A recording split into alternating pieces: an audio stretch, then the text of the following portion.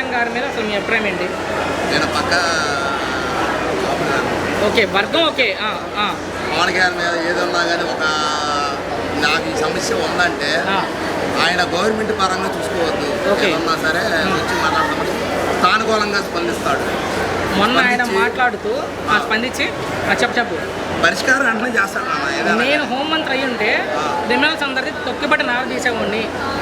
నేను కనుక హోంమంత్రి అయ్యి ఉంటే అది ఎప్పుడో జరిగింది. మొన్న మాట్లాడిన మాట ఆయన, నేను హోంమంత్రి కాకపోవడమే ఆంధ్రప్రదేశ్లో క్రిమినల్స్ చేసుకున్న అదృష్టం ఉంటున్నారు పవన్ కళ్యాణ్ గారు.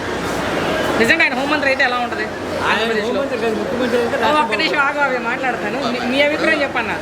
హోంమంత్రి అయ్యి ఉంటే ఎట్లా పరిపాలన ఉందంటే అది లా అండ్ ఆర్డర్ కంట్రోలింగ్ చాలా వరకు చంద్రబాబు నాయుడు గవర్నమెంట్లో చాలా బాగుంటుంది. ఓకే, ఇప్పుడు మొన్న జరిగిన ఇన్సిడెంట్ కూడా అదేమైందంటే కాబట్టి తీసుకొచ్చి ఆయన కలిపారు. ఆయన మాట్లాడలేదు. ఒక మాట నాన్న కదంతా నా పేరు అడ్రస్ కూడా ఏం పర్లేదు. అదే నా ప్రశ్న మాట చెబుతాను. ఇది కేవలం వేరే వాళ్ళు చేసిన పనే కానీ ఇది మన గవర్నమెంట్ చేసిన పని కాదు. గవర్నమెంట్ చేసిన నేనట్లా. నా ప్రశ్న ఏంటంటే పవన్ కళ్యాణ్ గారు హోంమంత్రి అయితే ఇలా చేస్తాను ఒక మాట అన్నారు. సో నిజంగా ఒకవేళ 3 ఏళ్ళ టైం ఉంది ఇంకా ఆయన హోంమంత్రి అయితే క్యాబినెట్ విస్తరణలో ఎలా ఉంటుందని నా ప్రశ్న. బాగుంటుంది. సో మాజీ మంత్రి పేర్ని నాని గారు మాట్లాడుతుంది, మీ వర్గానికి సంబంధించిన ఆయన కూడా ఆయనకి ఇచ్చిన శాఖలను ఆయన ఓడబడవట్లేదు. హోంమంత్రి అయితే ఇలా చేస్తా అలా చేస్తా అంటున్నారు. ముందు ఆయన శాఖను చూసుకొని పేర్ని నాని గారు చెప్తున్నారు. మరి పేరు నాని గారు ముందర ఆయన బందరు ఎట్లా ఉందో ఏంటో ఆయన డ్రైనేజీ వ్యవస్థ చూసుకోమనండి. ఓకే, బందరు చుట్టుపక్కల అస్తవ్యస్తంగా ఉంది డ్రైనేజీ వ్యవస్థ.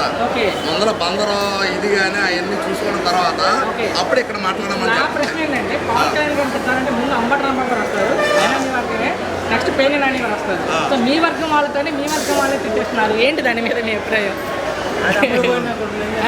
అయ్యా ఒక మాట, వాళ్ళు వైఎస్ఆర్ గవర్నమెంట్ లో ఉన్నారు, బట్ మీ వర్గమే కదా.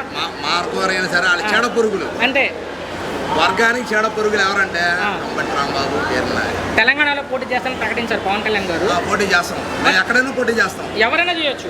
ఎవరైనా ఇప్పుడు నేనైనా చేయలేకపోతా ఎక్కడైనా కానీ. అవునా కదా? పవన్ కళ్యాణ్ గారు ఎంతవరకు ప్రభావం చూపిస్తారు తెలంగాణలో? తెలంగాణలో నాకు తెలిసి 100కి 70%. ఏపీలో ఏం పెగలేపారు పవన్ కళ్యాణ్, తెలంగాణలో వెళ్ళి ఏం చూపిస్తారంటున్నారు మాజీ మంత్రి రోజా గారు. రోజా గారు ఎక్కడ అడుగు పెడితే అక్కడ భూస్థాపితమే. ఆమె ఒక మహిళ ఉండి ఈ పీకుడు భాష, పొడిచే భాష మీద మీ అభిప్రాయం ఏంటి?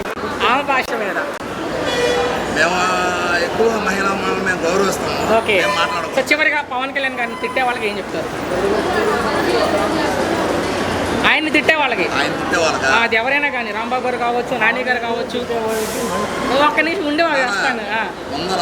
ఇప్పుడు మన కుటుంబం ఉంది, మన కుటుంబం చూసుకున్న తర్వాతే బయట అంటే ఆయన సంబంధం లేని విషయంలో ఆయనే చెప్తున్నారు. మొన్న లాగి ఆయన్ని తిట్టే వాళ్ళకి ఎక్కడ జరిగినా పవన్ కళ్యాణ్ స్పందించాలి, పవన్ కళ్యాణ్ మాట్లాడాలి అంటారు చాలా మంది.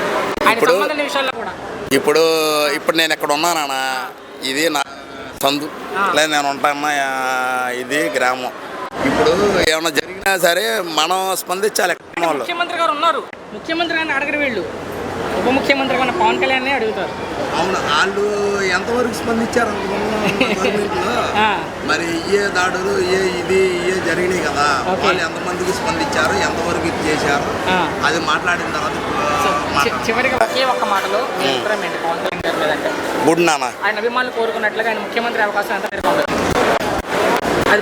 పవన్ కళ్యాణ్ గారు ఒకటే అన్నారు. ఆయన అంటారు ఏమన్నా నాకు ముఖ్యమంత్రి పదవి మీద నాకు వ్యామోహం లేదు.